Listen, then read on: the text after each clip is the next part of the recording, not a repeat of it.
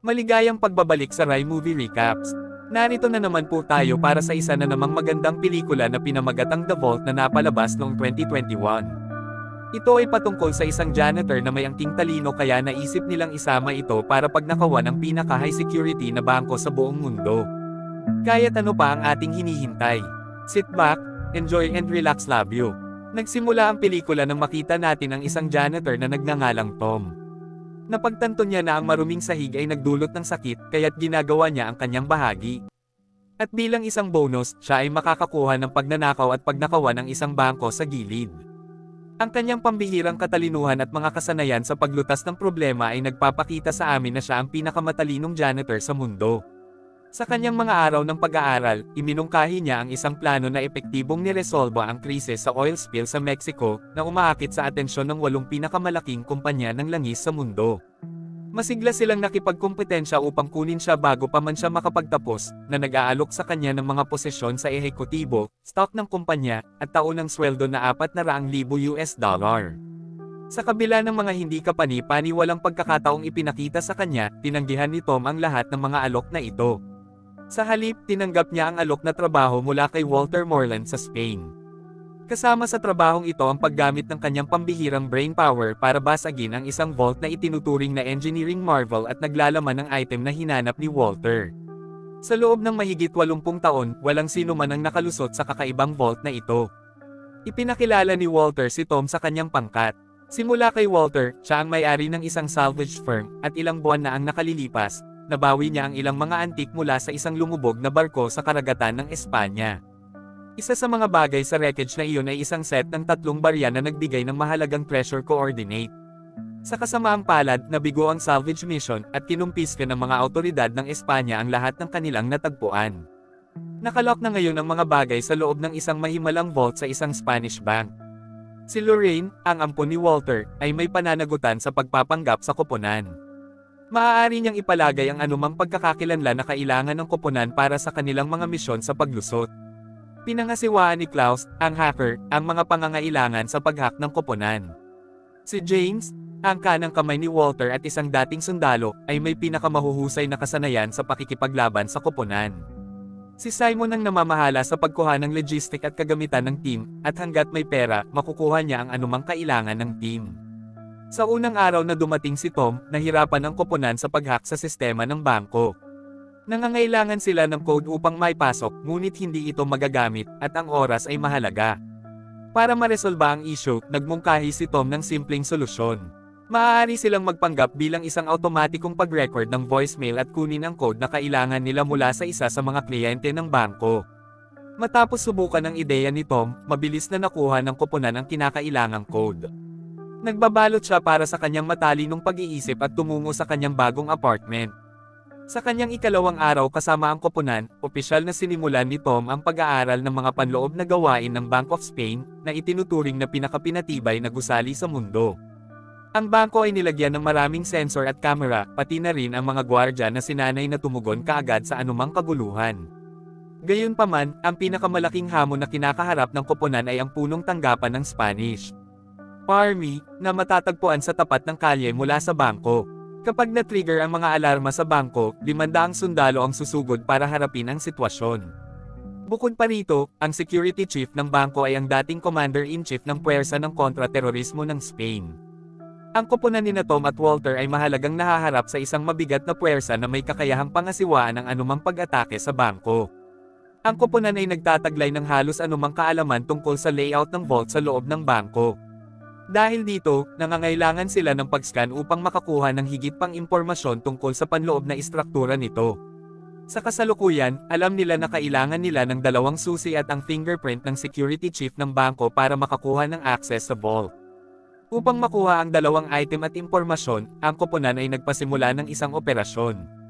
Si Tom at Simon ay nagpapanggap bilang mga janitor upang makapasok sa bangko, habang si Lorraine ay nagpapanggap na isang ahente ng seguro na dalubhasa sa mga high-value na painting.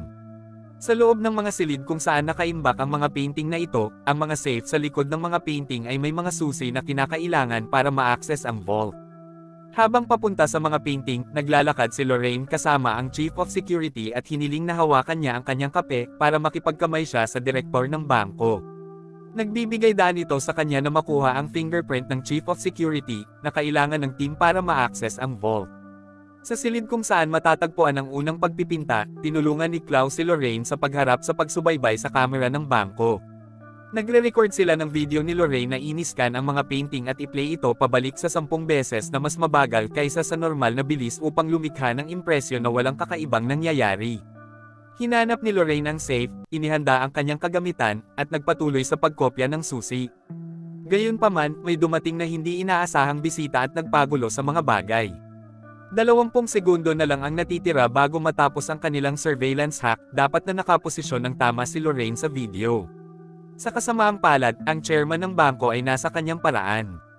Nagpasya si Lorraine na hilingin sa direktor na kunan ng larawan ang kanyang pag-scan sa painting at hiniling na umatras siya kapag kumukuha ng larawan. Sa huling posibleng sandali, pinipigilan ni Lorraine ang direktor na lumabas sa video ng pagsubaybay, nang matapos ang hack. Habang sinisimulan ni Lorraine ang kanyang paghahanap upang mahanap ang pangalawang susi, nakatagpo si Tom ng isang issue.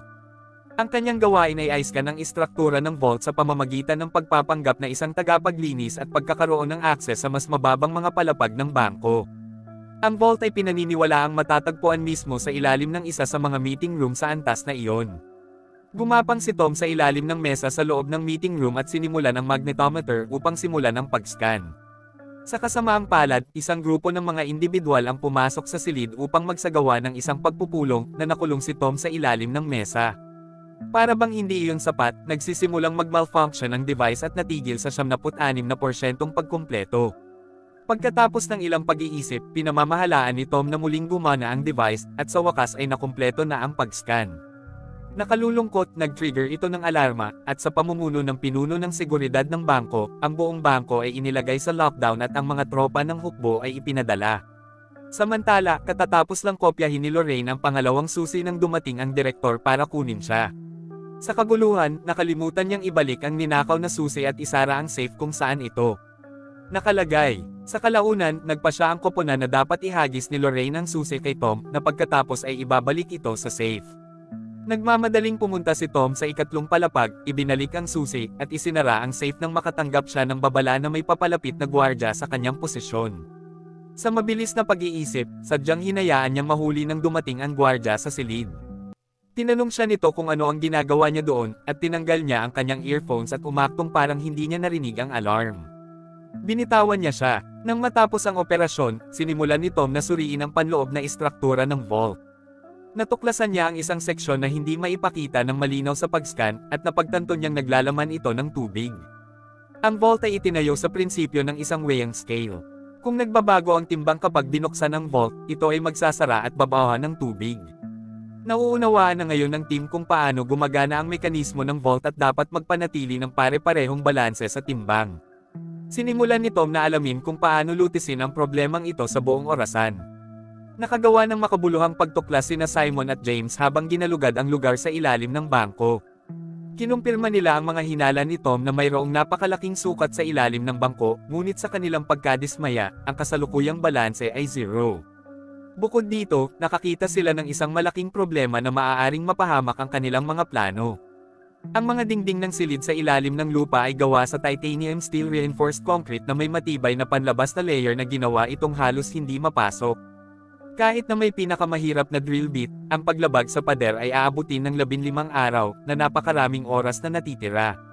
Ang koponan ay may isang limitadong window para sa heist na ito, at ang pagkaantala na ito ay naging dahilan upang ang buong operasyon ay tila imposibleng i-pull off.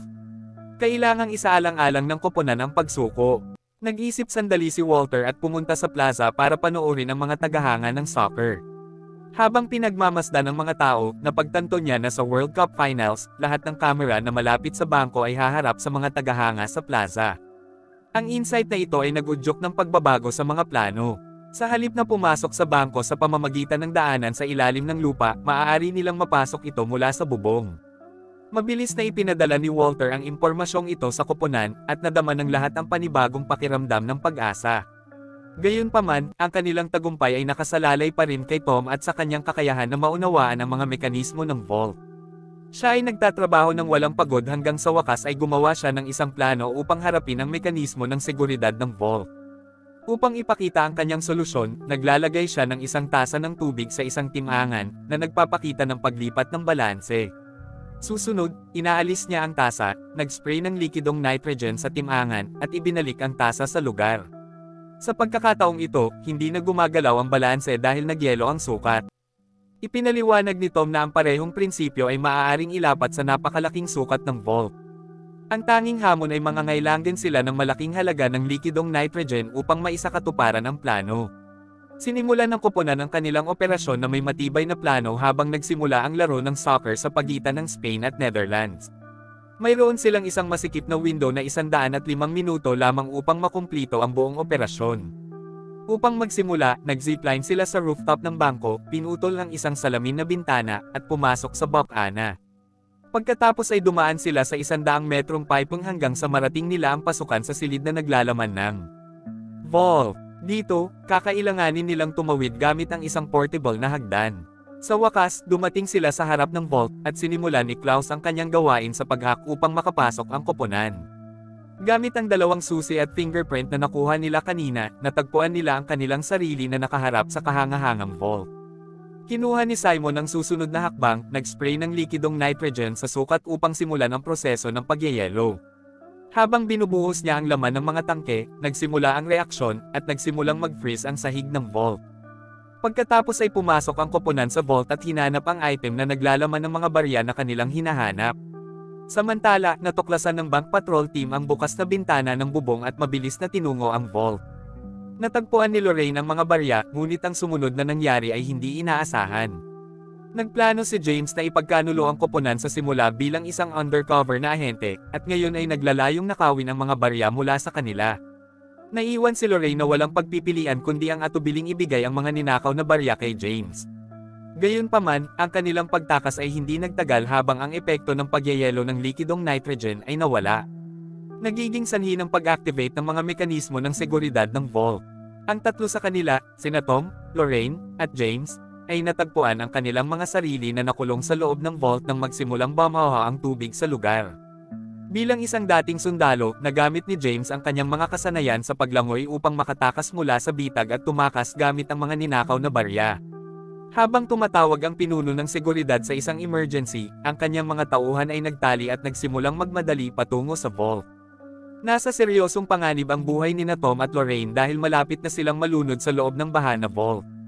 Nang walang ibang opsyon, nakaisip si Tom ng isang plano upang linlangin ang sistema ng vault para simulan ang proseso ng pag-drainan. Inutusan niya si Simon na dagdagan pa ang timangan upang maipakita na parang puno ang vault. Mabilis na kumilos si Simon at inilagay ang lahat ng mga tangke ng nitrogen sa sukat, ngunit hindi pa rin ito sapat. Nang malapit na siyang sumuko, napansin niya ang kanyang radyo at nagpa siya na idagdag ito sa sukat. Nakapagtataka, sapat na ang maliit na radyo upang mailipat ang balanse, na naging dahilan upang huminto ang pagbuhos ng tubig at simulan ang proseso ng pagdrainan. Habang ang mga tauhan ng hukbo ay sumugod patungo sa vault, handa silang hulihin ang mga magnanakaw na walang kabuluhan. Gayunpaman, sa pagbukas ng vault, nagulat sila nang makitang walang tao sa loob. Nagawa ni Tom at Lorraine na makatakas gamit ang mga drain pipe, patungo sa itaas na antas ng bangko. Sa sobrang init ng security force, nauubusan na sila ng oras. Sa isang sandali ng mabilis na pag-iisip, naalala ni Lorraine ang isang silid na binisita niya kanina para sa pag-scan sa mga painting. Naalala niya na karaniwang iniiwan ng direktor ng bangko na bukas ang bintana sa silid na iyon. Walang pag-aalinlangan, sumugod sina Tom at Lorraine sa silid na iyon at lumabas sa bangko sa pamamagitan ng bukas na bintana. Sumama sila sa karamihan ng tao sa plaza, hinubad ang kanilang mga jacket at nakisama sa iba pang mga tao. Ang mga sundalong humahabol sa kanila ay nagiging mapanganib na malapit na. Dahil sa pagkatalo, naghanda silang sumuko. Ngunit namagitan ang tadhana, nanalo ang Spain sa larong soccer, at ang mga tao ay naghiyawan at nagdiwang. Dahil sa ingay at kaguluhan, hindi na napigilan ng mga sundalo ang paghabol, at si Tom at Lorraine ay nakatakas ng hindi napansin. Makalipas ang ilang araw, ibinalik ni James ang mga ninakaw na barya sa kanyang amo. Gayunpaman, kapag na-decode nila ang mga coordinate, napagtanto nila na humahantong ito sa Eiffel Tower, na hindi ang tamang lokasyon. Sa wakas ay naunawaan nila na natalo sila ng pangkat ni Walter. Samantala, pinalitan ni Lorraine ang mga barya sa vault, na naging dahilan upang magnakaw si James ng mga maling barya. Si Tom at ang kanyang koponan ay nasa isang resort sa France, at natitisod sa mga tunay na coordinate ng kayamanan na kanilang hinanap. Nalaman nila na ang kayamanan ay nakatago na ngayon sa loob ng Bank of England. Ang koponan ay naghahanda para sa isa pang heist, handang subukan muli ang kanilang mga kasanayan. At dito na nga nagtatapos ang pelikula natin para sa araw na ito. Maraming salamat sa panunood.